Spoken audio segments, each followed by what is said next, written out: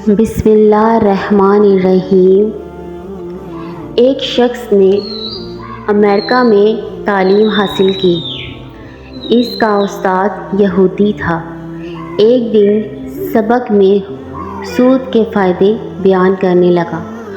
मुसलमान तालिब इल्म ने सवाल किया, सर सूद में तो बरकत नहीं होगी। यहूदी कहने लगा, बरकत तो दुनिया में कहीं भी नहीं पाई जाती।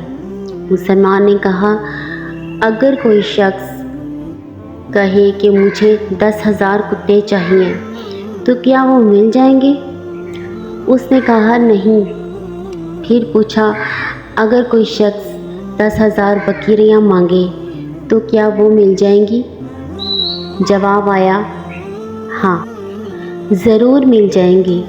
मुसलमान ने कहा, कुत्ते के एक वक्त में कितने बच्चे होते हैं? जबकि बकरी के सिर्फ 2।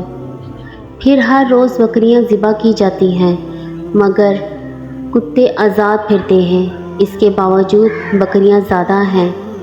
इसी को बरकत कहते हैं। माशाअल्लाह, बहुत खूबसूरती है हमारे दीन में। दोस्तों, अगर वीडियो पसंद आई है तो लाइक और सब्सक्राइब कर दें।